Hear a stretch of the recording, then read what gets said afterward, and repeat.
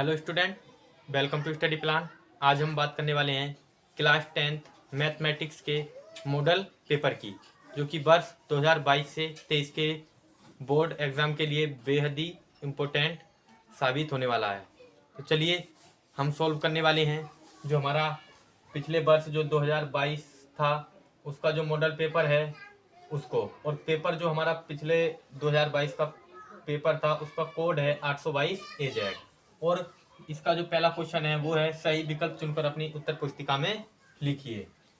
और हमको जो है सही विकल्प जो है चुनकर लिखने हैं। और इस पहले क्वेश्चन का जो पार्ट का है यानी जो खंड का है वो है यदि 26 और 156 का लासा 156 है तो मासा का मान होगा। ये हमको विकल्प दिए हैं 156, 26, 13, 6। तो चलिए हम इसको देखते हैं कि जो हमारा विकल्प होगा कौन सा सही होगा। हमको दिया है, हल हम यहाँ से इसका जो है करते हैं। हमको दिया है कि जो हमारा पहली संख्या है, पहली संख्या हमको दी है 26 और जो दूसरी संख्या दी है वो हमको दी है 156। हमको एलसीएम दिया है यानी लासा जो है हमको दिया है, लासा हमको दिया है, लासा 156 जो है हमको दिया है। हमको निकालना है मासा, मासा का जो मान है हमको बताना है क्या होगा। तो चलिए हमारे पास एक सूत्र होता है, सूत्र होता है कि लासा इंटू मासा। यदि हम लासा और मासा का जो है गुणनफल निकालें तो वो बराबर होगा पहली संख्या के गुणनफल के, पहली संख्या इंटू दूसरी संख्या का जो गुणनफल होगा उसके जो है बराबर होता है। यानी लासा इंटू मासा बराबर होता है पहली संख्या इंटू दूसरी संख्या। हमको लासा दिया हुआ है, मान रख देते हैं 156 इंटू मासा का जो मान हमको निकालना है, मासा का मान हमको निकालना है। और पहली संख्या जो हमको दी है, पहली संख्या दे रखी है हमको 26 और दूसरी संख्या जो है हमको इसी प्रकार से दे रखी है 156। अब हम जानते हैं कि जो भी गुणा की संख्या होती है वो हमेशा दूसरी ओर यानी बराबर की ओर जाती है, तो वो जो है किस में जाती है, बटे में जाती है।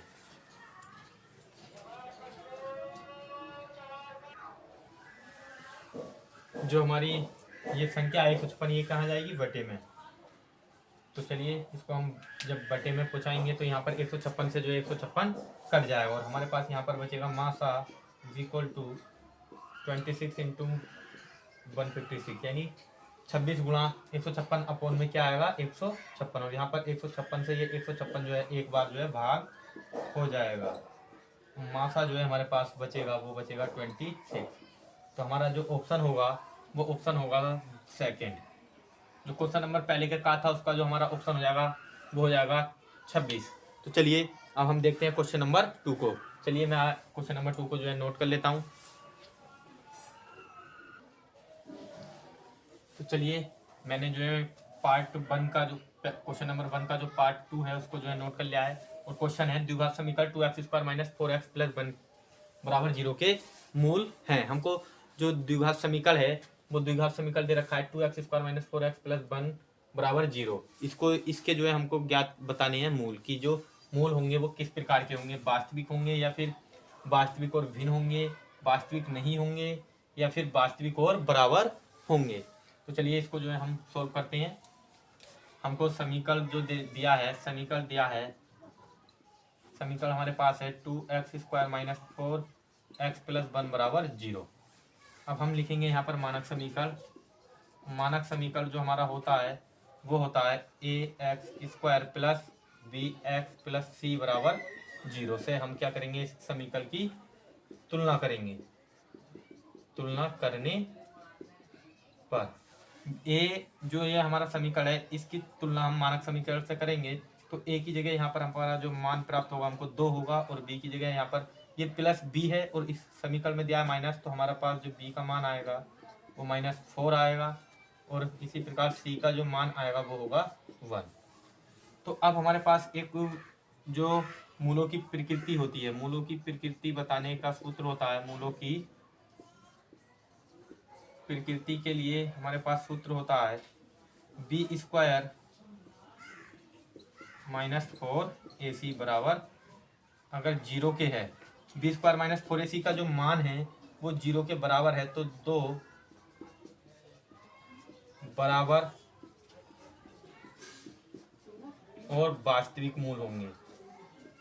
अगर जो हमारा मान 0 के बराबर आ गया, यानी बी स्क्वायर माइनस 4ac की जो कुल वैल्यू है वो 0 के बराबर आ गई, तो 2 बराबर और वास्तविक मूल होंगे। और अगर बी स्क्वायर माइनस 4ac की वैल्यू बड़ी है 0 से, तो केवल दो भिन्न भिन्न मतलब अलग अलग मूल x के जो मान होंगे वो 2 आएंगे, यानी दोनों अलग अलग आएंगे। दो भिन्न और वास्तविक होंगे, वास्तविक जो है मूल हमारे होंगे, दो भिन्न और वास्तविक मूल होंगे। और जब बी स्क्वायर माइनस 4ac की जो वैल्यू है, बी स्क्वायर माइनस 4ac की वैल्यू जो है छोटी होगी 0 से, जब 0 से जो है हमारी बी स्क्वायर माइनस 4ac की वैल्यू जो है छोटी होगी, तो हमारे जो मूल होंगे वो काल्पनिक होंगे, यानी अवास्तविक होंगे, या हम बोल सकते हैं कि काल्पनिक होंगे।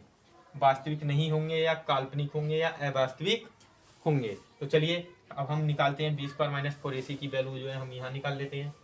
हमारे पास ए की वैल्यू दी है, बी की वैल्यू हमने निकाल ली, सी की निकाल ली। अब हम निकालते हैं बी स्क्वायर माइनस 4ac की value. B square minus 4ac बराबर क्या होगा, बी स्क्वायर यहाँ पर बी जो है हमारा क्या है -4, हम बी का स्क्वायर है तो -4 का बी स्क्वायर -4 इंटू ए की जो वैल्यू है हमारे पास वो है, ए की वैल्यू यहाँ पर हमको दी है 2, तो यहाँ पर रखेंगे 2 इंटू सी की वैल्यू हमको दी है 1, और ये -4 का जब हम स्क्वायर करेंगे तो ये हो जाएगा 16 और -4 दूनी 8, 8 कम 8, और जब हम 16 में से जब हम 8 घटाएंगे तो हमारे पास जो वैल्यू आएगी वो आएगी 8।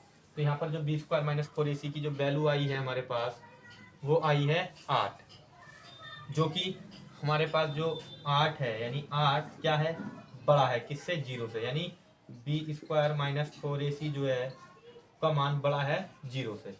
जब बी स्क्वायर माइनस 4ac बड़ा है 0 से, तो यहाँ पर देखेंगे कि बी स्क्वायर माइनस 4ac की वैल्यू बड़ी है 0 से, तो दो भिन्न और वास्तविक जो है हमारे मूल होंगे। तो जो मूल होंगे वो कैसे होंगे, दो वास्तविक और भिन्न मूल होंगे। तो हमारा जो ऑप्शन होगा वास्तविक और भिन्न, यानी हमारा ऑप्शन नंबर होगा 2 सही। तो चलिए आप इसको नोट कर लीजिए, और मैं आप तब तक के लिए जो है क्वेश्चन नंबर 3 को जो है नोट करता हूँ। चलिए क्वेश्चन नंबर 3, पहले का जो क्वेश्चन नंबर 3 है वो है बिंदुओं -1, -3 और 5,2 के बीच की दूरी है।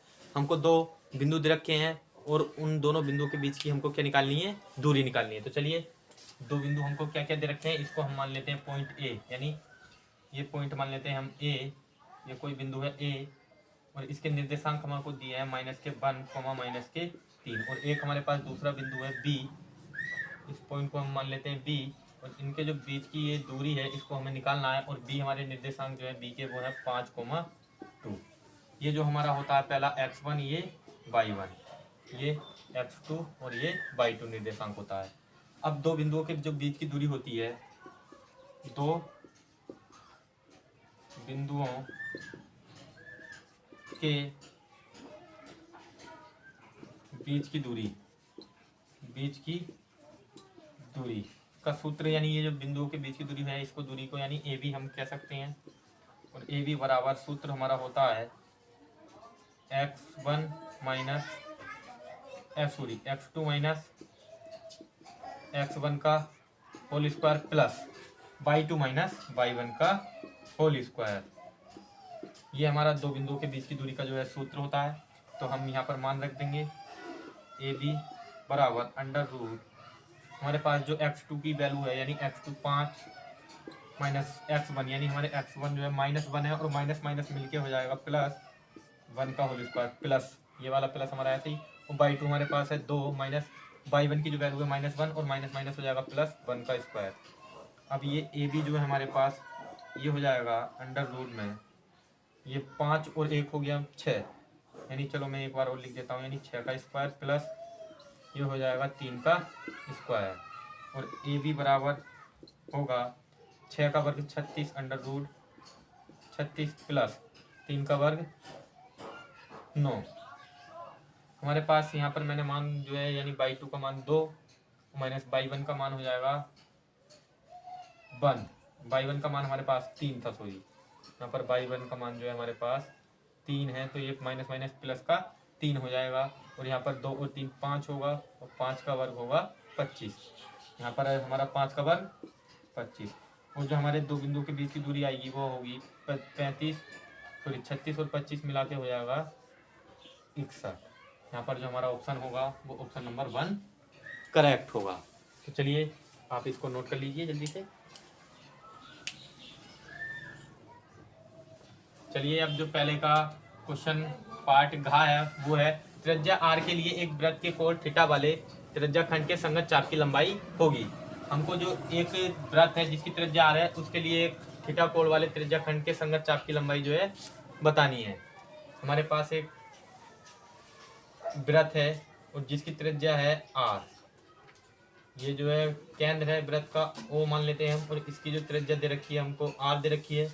अब इसके जो त्रिज्या खंड के संगत चाप यानी त्रिज्या खंड, ये भी जो है हमारी जो है त्रिज्या होगी, ये भी जो है हमारी जो होगी त्रिज्या होगी, और यहाँ पर जो कोण बन रहा है ये थीटा एंगल जो है यहाँ पर बन रहा है कोण थीटा वाले, तो थीटा कोण एंगल है। और ये जो त्रिज्या खंड की जो चाप है, ये जो चाप है यहाँ से यहाँ तक की जो डार्क में यहाँ पर कर रहा हूँ, ये जो चाप है इसकी जो है हमको लंबाई बतानी है।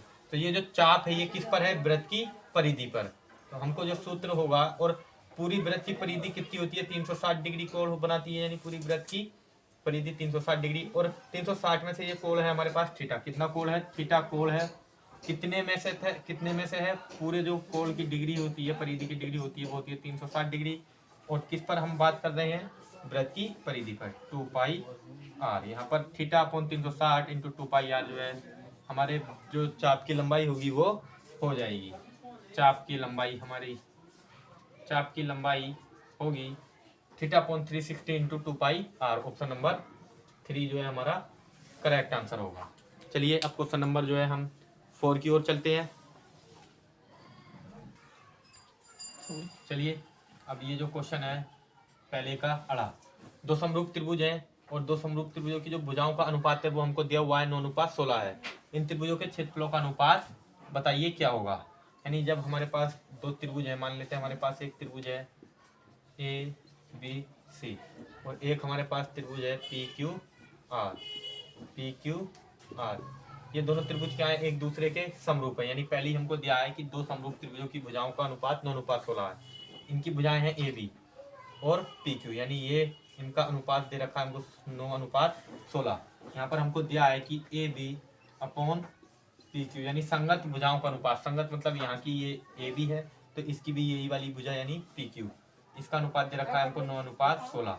और जब हमारे संगत जो दो समरूप त्रिभुज जो होते हैं उनके जो क्षेत्रफलों का अनुपात होता है, area of triangle A B C जो होगा, और अनुपात area of triangle P Q R का, यानी जो दोनों त्रिभुजों के क्षेत्रफलों का अनुपात होगा वो होगा इनकी संगत भुजाओं के वर्ग के अनुपात के, यानी इनकी जो संगत भुजाएं हैं इनकी संगत भुजाओं के वर्ग के अनुपात के जो है बराबर होता है। इस प्रकार से यानी ये होगा ए सी अपॉन ए सी, ये वाली भुजा इस त्रिभुज की ये भुजा यानी पी आर का वर्ग ले लो, या फिर ये जो हमारी भुजा है B C upon Q R, इसके वर्ग के जो है अनुपात के बराबर होता है। तो यहाँ पर जो हमारा दोनों त्रिभुजों के क्षेत्रफलों का अनुपात आएगा वो होगा A B C upon area of triangle P Q R. हमारे पास यानी ए बी या ए सी, इनमें से कोई सी भी एक भुजा दे रखी होगी, एक भुजाओं का अनुपात यहाँ पर हमें दिया है ए बी और पी क्यू का जो अनुपात दे रखा है। तो ए बी का जो अनुपात है 9 और पी क्यू का अनुपात है 16 का वर्ग। तो हमारा जो दोनों क्षेत्रफलों का अनुपात होगा वो होगा 9 9 81 और 16 का वर्ग होता है 256। तो जो हमारे पास दोनों त्रिभुजों के क्षेत्रफलों का अनुपात आएगा वो होगा 81 अनुपात 256। इसका जो हमारा ऑप्शन होगा वो होगा 81 अनुपात 256, यानी ऑप्शन नंबर 4 इसका जो है करेक्ट आंसर होगा। चलिए अब हम देखते हैं पहले के जो हमारा पार्ट चा है उसको जो है हम नोट करते हैं। चलिए हमारा जो क्वेश्चन था पहले का चा वो है, यदि कोसेक ए बराबर सेक ए, हमको दिया है कोसेक ए बराबर सेक ए, तो कोण ए बराबर है, यानी हमें कोण जो ए है यानी एंगल ए का जो मान है हमें ऐसा मान लेना है कि वही वैल्यू कोसेक ए की आए और वही वैल्यू सेक ए की आए। तो यदि हम ए की वैल्यू ले लें यहाँ पर 45, हम लेते हैं ए बराबर, यदि हम ले लें 45, हमने जो ऑप्शन लिया है ऑप्शन नंबर 3 जो है, हमने बाय ऑप्शन जो है हम इसको करेंगे। यहाँ पर ऑप्शन हमने लिया 45 डिग्री, और जब हम ए की जगह रखेंगे कोसेक 45 बराबर, यहाँ पर भी जो हम रखेंगे सेक 45, तो यहाँ पर कोसेक 45 का जो मान होता है वो होता है √2, और इसी प्रकार सेक 45 का जो मान होता है हमारे पास वो होता है √2। तो हम कह सकते हैं कि भाई जो ए की वैल्यू है वो 45 डिग्री जो है दोनों में क्या है, सेटिस्फाइड कर रही है। यहाँ पर जो ऑप्शन हमारा होगा वो होगा 3rd। चलिए अब हम देखते हैं क्वेश्चन नंबर 2 को। तो साथियों हमने जो बहुविकल्पीय प्रश्न थे उनको सॉल्व कर लिया है। अब हम देखने वाले हैं जो क्वेश्चन नंबर 2 है, उसका जो पहला पार्ट है वो हमको दिया हुआ है कि 5 मीटर लंबी एक सीढ़ी भूमि से 4 मीटर की ऊंचाई पर, 5 मीटर लंबी एक सीढ़ी भूमि से 4 मीटर की ऊंचाई पर स्थित एक खिड़की तक पहुंचती है। तो चलिए हम पहले एक जो है दीवार है, यानी खिड़की तक पहुंचती है, और दीवार के आधार से सीढ़ी के निचले सिरे की दूरी ज्ञात करो। यानी एक दीवार है जिस पर जो है एक खिड़की क्या है, लगी हुई है, मान लेते हैं हम ये खिड़की है कोई, और जो सीढ़ी है हमारी वो इस तक जो है पहुंचती है। ये हमारी जो है सीढ़ी है, ये सीढ़ी जो है खिड़की तक पहुंचती है, और जो सीढ़ी का निचला सिरा है, ये जो दीवार है, ये दीवार है, ये खिड़की है हमारी, स्पेशल खिड़की है थोड़ी ये, और ये जो खिड़की है, और यहाँ पर जो हमारी दीवार है, दीवार की ऊंचाई दे रखी है हमें, यानी सॉरी सीढ़ी की लंबाई दे रखी है हमको 5 मीटर। ये जो सीढ़ी है 5 मीटर लंबी सीढ़ी है, और भूमि से 4 मीटर की ऊंचाई पर स्थित है। भूमि से 4 मीटर की ऊंचाई पर स्थित जो खिड़की है, खिड़की जो है ये खिड़की की ऊंचाई जो है 4 मीटर है। 4 मीटर जो है हमारी इसकी ऊंचाई है। तो हमको बतानी है कि जो दीवार है, ये दीवार है और ये सीढ़ी है, तो दीवार से जो सीढ़ी का निचला सिरा है उसके बीच की दूरी हमको बतानी है। इसकी जो दूरी है हम मान लेते हैं x, तो लिखेंगे माना दीवार से सीढ़ी के निचले सिरे की दूरी, निचले सिरे की दूरी हम मान लेते हैं x मीटर है। हमने जो सीढ़ी थी उसके निचले सिरे की दूरी हमने मान ली x मीटर, और ये पॉइंटों को मान लिया हमने a b c। अब यहाँ पर हमारे पास ये दूरी भी है, ये दूरी भी है, हम पाइथागोरस प्रमेय से जो है इस दूरी को निकाल सकते हैं। तो पाइथागोरस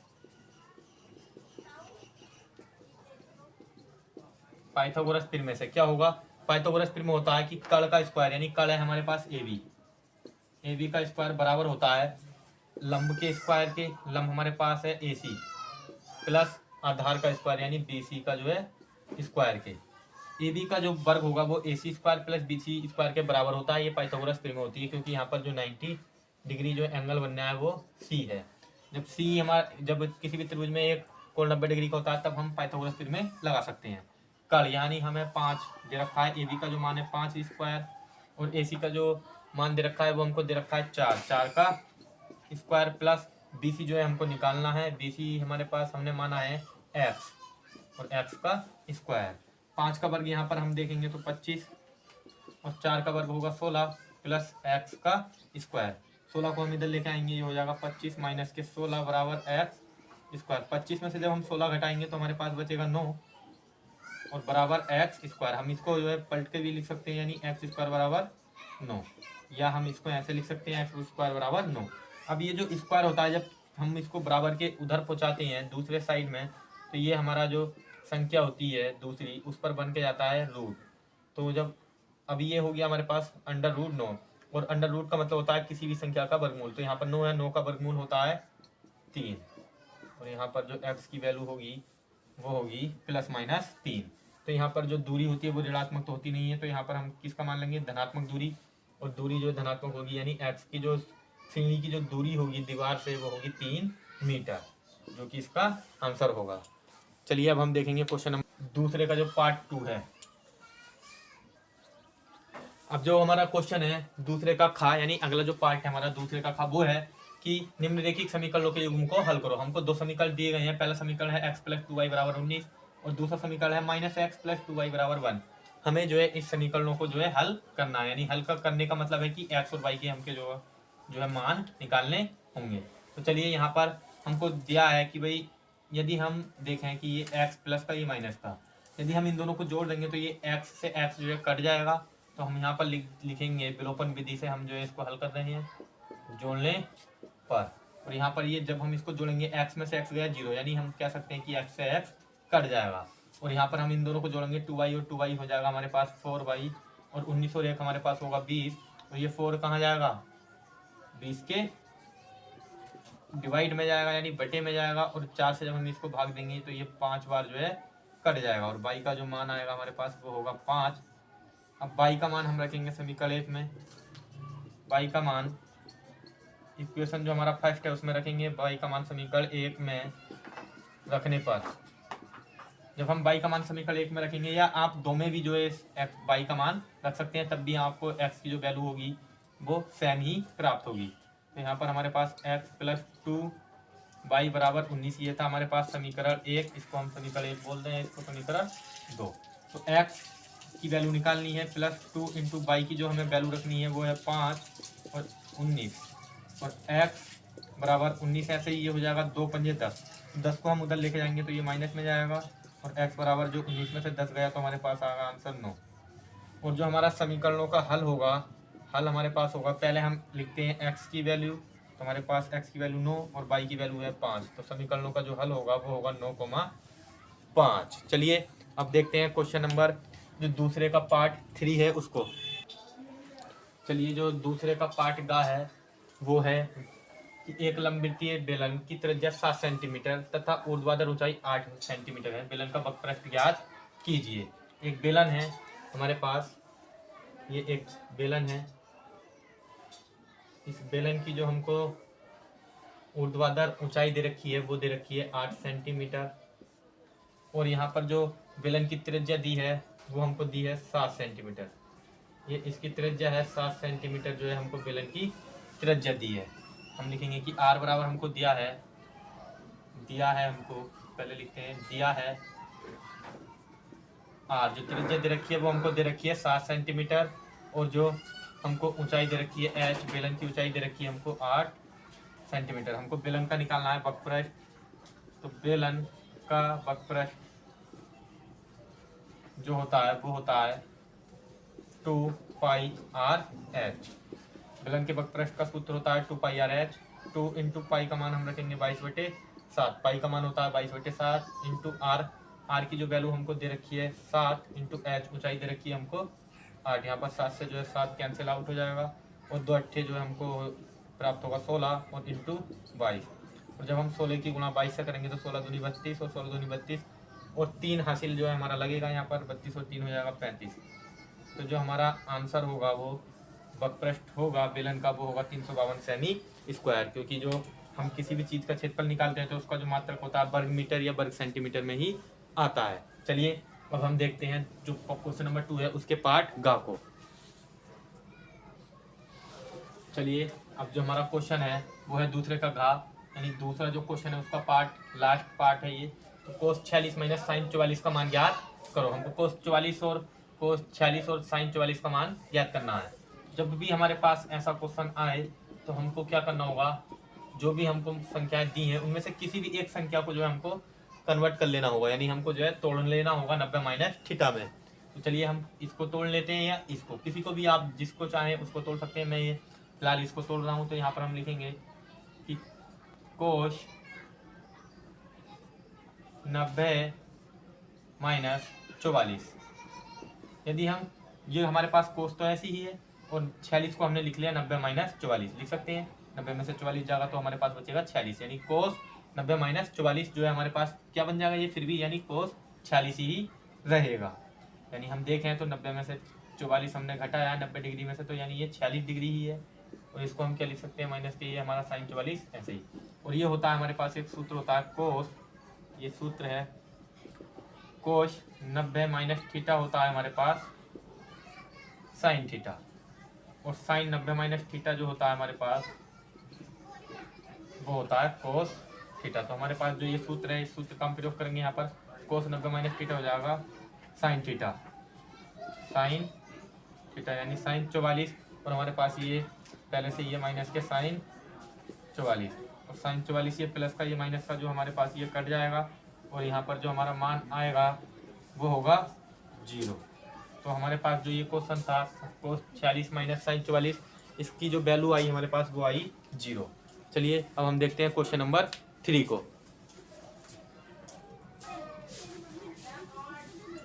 हमारे पास जो क्वेश्चन नंबर 3 है, 3 का जो पार्ट का है वो दे रखा है बिंदु P माइनस 4,6, बिंदुओं A और B, यानी हमारे पास जो ये A बिंदु है माइनस 6,10 दे रखा है, और B दे रखा है हमको 3,-8 को मिलाने वाले रेखाखंड को किस अनुपात में विभाजित करता है। यानी जो हमारा बिंदु P है वो ये जो बिंदु है हमारे पास 2 A और B, ये इनको किस अनुपात में यानी जो है विभाजित करता है, ये हमको बताना है।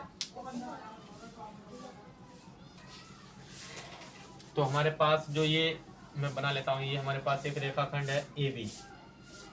ए के जो बिंदु A है उसके निर्देशांक हमको दिए हैं माइनस के 6,10, और एक हमारे पास बिंदु है B और इसके निर्देशांक हमको दे रखे हैं 3,-8, और ये जो हमारा बिंदु P है ये इन AB को मिलाने वाले रेखाखंड को विभाजित करता है, यानी इसका जो पॉइंट P है और इसके निर्देशांक हमको दे रखे हैं माइनस के 4,6। तो हमारा जो इसमें सूत्र लगेगा वो लगेगा विभाजन सूत्र। इसको हम मान लेंगे x1/1, और इसको x2/2, और इसको हम मान लेते हैं, इसको हम ऐसे ही रहने देते हैं या फिर मान लेते हैं चलो x, इसके जो निर्देशांक है हम इसको मान लेते हैं x, तो हमारे पास जो विभाजन सूत्र होता है, विभाजन सूत्र से और इसका ये जो हम मान लेते हैं कि माना जो रेखाखंड AB है उसको जो बिंदु P है वो M1/M2 में जो है विभाजित करता है। तो चलिए अब यहाँ पर हमारे पास जो सूत्र होगा, हमारे पास विभाजन सूत्र होता है, जो मध्य बिंदु के निर्देशांक होते हैं वो होते हैं हमारे पास P, और इसके निर्देशांक है x, y। P x, y जो है हमारे पास होगा वो होगा x2 plus M1 into x2 plus M2 x1 upon M1 plus M2, और ये हमारे पास एक बिंदु के निर्देशांक हो गए कोमा, ये एक पॉइंट हो गया हमारा। अब दूसरा पॉइंट होगा M1/2 plus M2/1 upon M1 plus M2, ये हमारा दूसरा बिंदु हो जाएगा। यहाँ पर जो विभाजन सूत्र होता है और मध्य बिंदु के जो निर्देशांक होते हैं वो हमारे होते हैं P x, y बराबर M1 x2 plus M2 x1, M1 plus M2 और M1/2 प्लस M2/1 और M1 प्लस M2। अब हमको यहाँ पर जो मान है वो रखते हैं। चलो मान दिया है हमको P x, y के मान है हमारे पास माइनस के 4,6, थोड़ा जो है यहाँ पर मैं नीचे लिख देता हूँ P, यानी माइनस के 4,6 जो है बिंदु दे रखे हैं।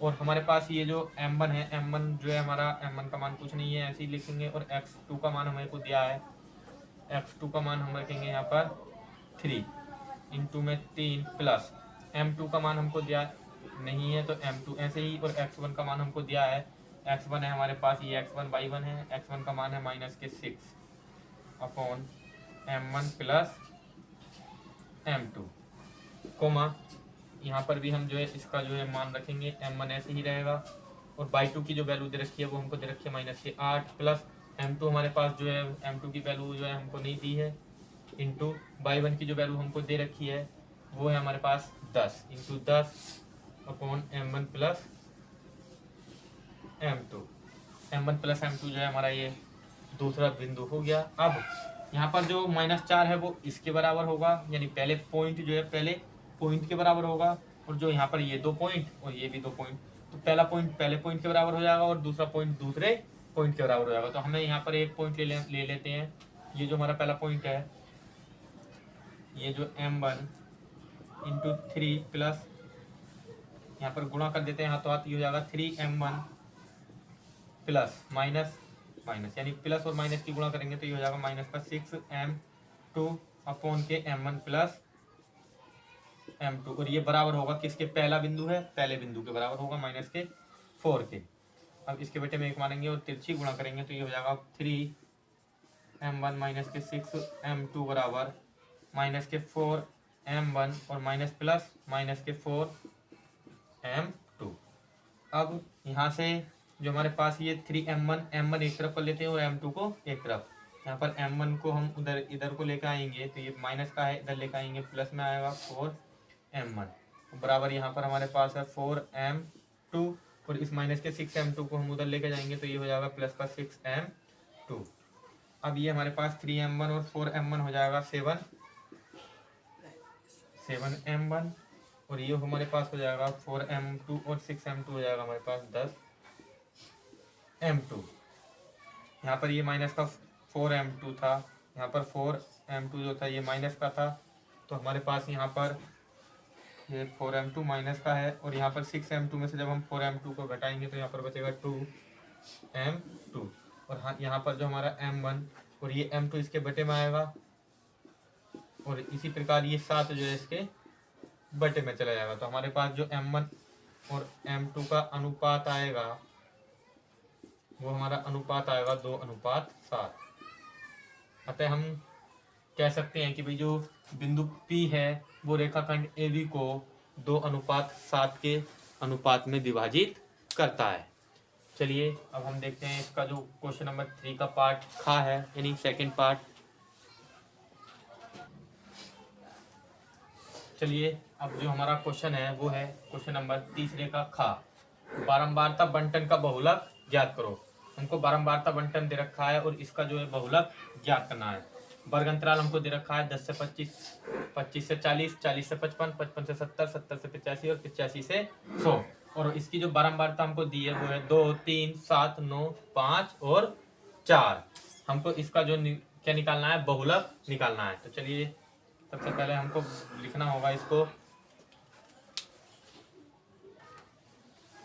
चलिए ये जो सारणी थी मैंने इसको जो है सीधा करके जो है लिख लिया है। यहाँ पर हमारे पास जो वर्ग अंतराल थे 10 से 25, 2 इसकी बारंबारता 2 है, 25 से 40 की बारंबारता 3 है, 40 से 55 की बारंबारता 7 है, और 55 से 70 की बारंबारता 9 है, और 70 से 85 की बारंबारता 5 है, और इसी प्रकार 85 से 100 की बारंबारता 4 है। अब यहाँ पर हमको जो है सबसे पहले हमको देखना होगा जो हमारा बारंबारता यानी बहुलक वर्ग है वो कौन सा होगा।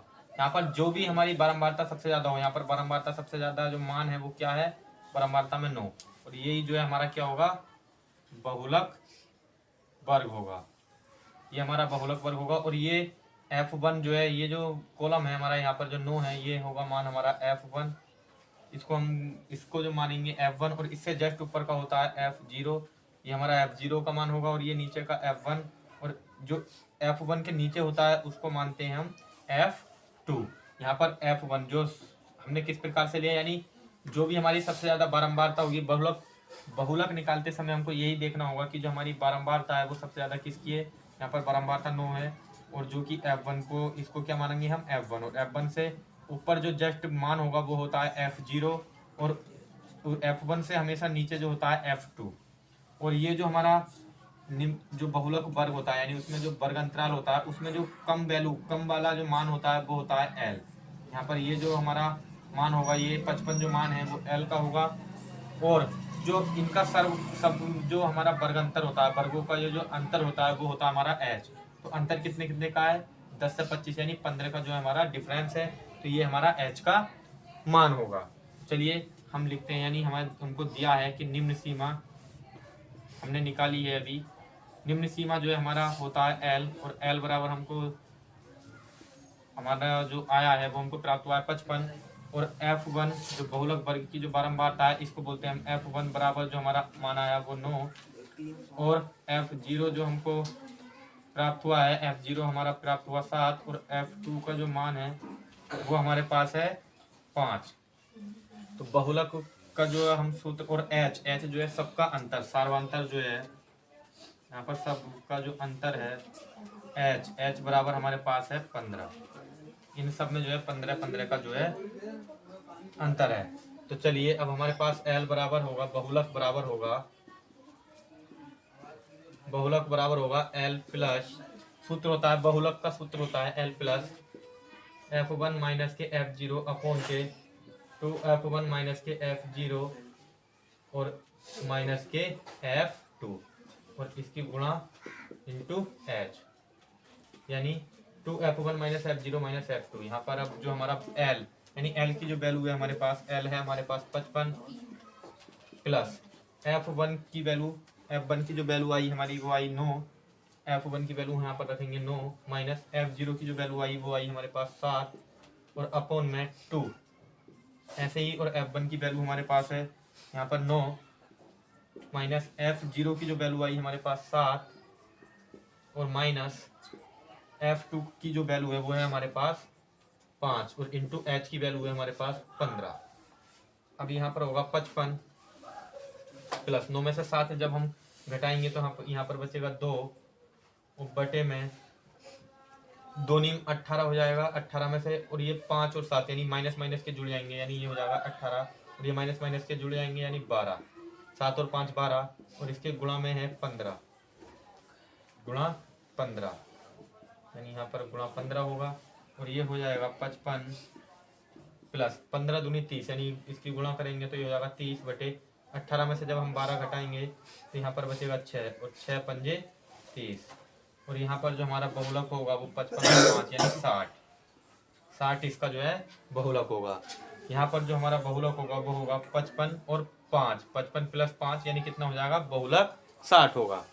तो चलिए अब जो हमने क्वेश्चन नंबर तीसरे का खाता उसको भी जो है सोल्व कर लिया है। अब जो इससे आगे का जो पेपर है उसको हम नेक्स्ट वीडियो में सोल्व करेंगे। और यदि आपको जो वीडियो अच्छा लगा हो तो लाइक, शेयर, सब्सक्राइब और कमेंट करना ना भूलें।